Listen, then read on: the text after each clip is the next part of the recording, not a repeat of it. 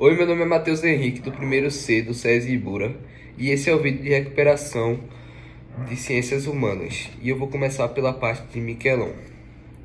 E o assunto escolhido foi a ocupação do espaço pelo homem.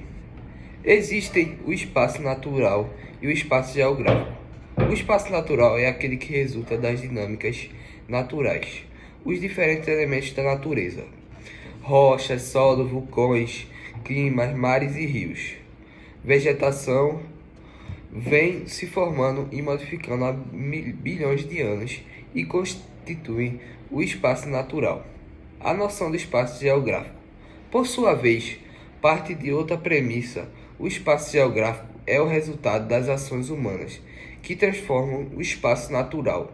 A premissa, portanto, é a intencionalidade que promove um processo de alteração do espaço natural.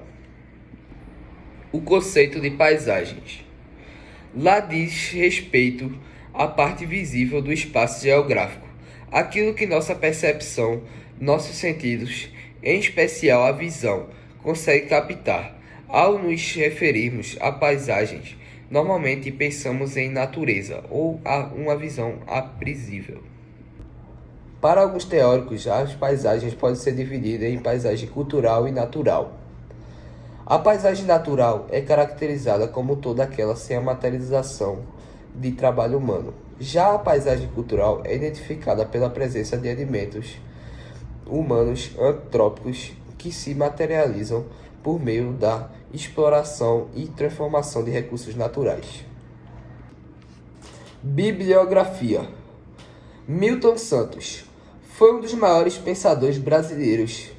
Atuou como geógrafo, intelectual, o professor em diversas unidades pelo mundo e se tornou professor emérito da Universidade de São Paulo. Escreveu mais de 30 livros e 400 artigos científicos, publicados em diversos idiomas.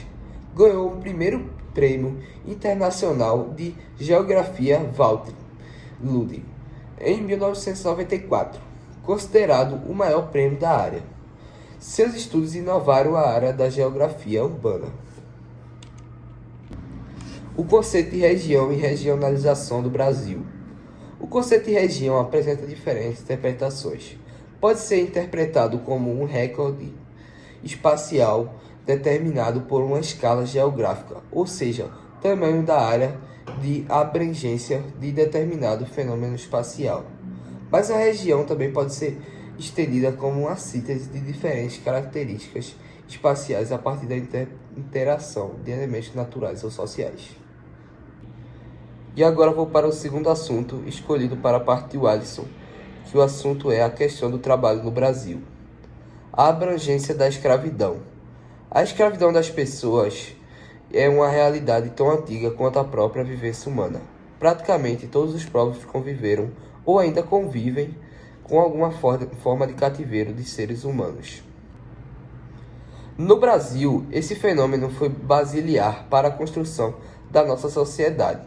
Desde o início do século XVI, milhões de pessoas perderam sua liberdade e tornaram-se propriedade de outro indivíduo. Etnias indígenas dos mais variados territórios da América do Sul submeteram-se a essa situação.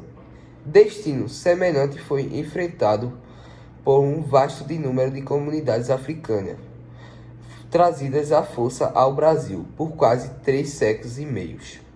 Mesmo proibido atualmente, o trabalho análogo à escravidão ainda é praticado em nosso país, como indicam as denúncias realizadas por órgãos governamentais e setores da sociedade civil. Definição do cativeiro. Definindo um escravo, em sua obra política, Aristóteles afirma um ser que, por natureza, não pertence a si mesmo, mas a um outro. Mesmo sendo homem, este é, por natureza, um escravo.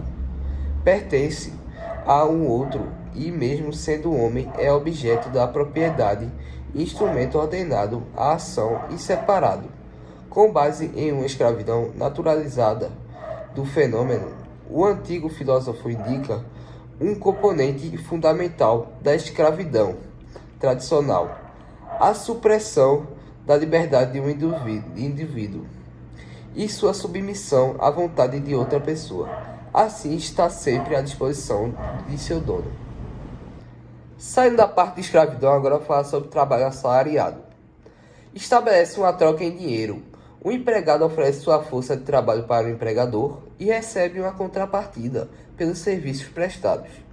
Na antiguidade, antes da criação das moedas, os salários eram pagos com mercadorias. A própria palavra salário tem sua origem no termo sal, uma vez que os soldados romanos eram pagos por seu serviço com uma porção de sal. Mas com o capitalismo, o pagamento em dinheiro pelo trabalho foi se tornando cada vez mais comum, até porque era necessário as pessoas tivessem poder de compra, ou seja, dinheiro para consumir o que era produzido pelas fábricas, gerando, assim, um movimento cíclico necessário ao comércio. Quando se fala em salário e em um trabalho assalariado, deve-se lembrar que há uma diferença entre salário nominal, o quanto um trabalhador efetivamente recebe o salário real, que mostra o real poder da compra de determinado salário em determinado período. Lembrando que é 2 vídeos em um só, a parte de Miquelon e a parte de Alisson, 3 minutos de cada. A primeira foi de Miquelon e a segunda foi de Alisson. Tamo junto, Miquelon e Alisson. Vocês são fera.